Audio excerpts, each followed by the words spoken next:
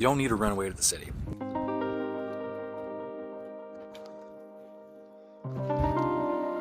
If you are growing up in a small town, you most likely hate it right now, and it feels like it's impossible to make new friends and experience new things. You have exhausted everything there is to do, and you say there's nothing to do anymore.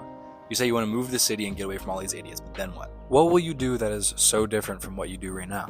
I grew up in a place of about 7,000 people, and I think it's a pretty small town. It takes about 20 minutes to get from the furthest corner to the other on a really bad, rainy, trafficy day. And no matter where you drive, you'll at least see one person that you know along the way. A lot of people would say they hated this town when they were younger and say that there was nothing to do. It's boring. And to those who think their town is boring, I think you're boring. If you want to get messed up and go party, bigger cities are the place to go, and I do think they are amazing. I mean, one night in Portland has probably been one of the most memorable nights of my entire life. But on a day-to-day basis, the city is a nightmare. I think if you want a greater life experience, the more local towns are the place to be. To an extent, I know there's some places out there where you're just playing Skyrim, but if you spend some of your time looking around your town, trying to figure out why people even decided to live here, you'll find it. Just like everyone else, I hated my town when I was growing up, and I wanted to know why so many people passed through as visitors. And I found that it's a really amazing place. It's very beautiful in the summer, and there's so many places to hike and explore. Winter does suck a little bit, but that's just how winter is. Everywhere kind of sucks in the winter if you don't do winter sports, I think.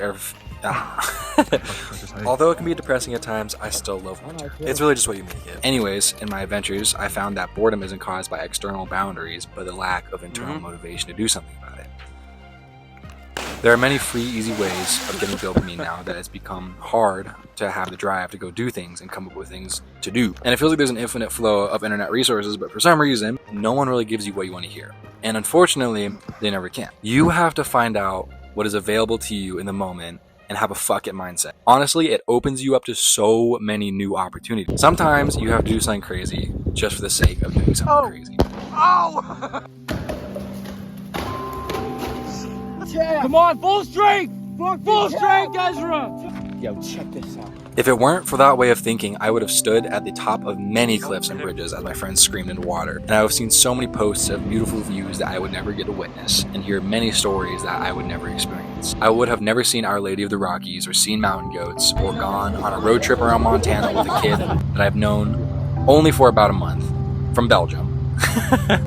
Or left for a 10-mile hike at midnight to go see a lake in the mountains. All these were within relatively short trips from home, aside from the Lady of the Rockies, which go watch that. And this isn't to say that you shouldn't travel. I 100% think that every young person ever should go on a billion road trips while they're young. Especially if your parents still let you live with them, because all that money that you would normally spend on rent can go to road trips. But what I am saying is don't hate in the small towns. I believe it's where you'll meet some of the most genuine people and have some of the best connections and experiences you'll ever get. I do think the cities are fun. I love the nightlife and I love the energy of them. But I would consider visiting some random small towns around the US or other countries. And you may fall in love with some. Maybe try to find the beauty in your town and find what it has to offer and why people choose to live there. You may find out there's a lot more than you originally thought.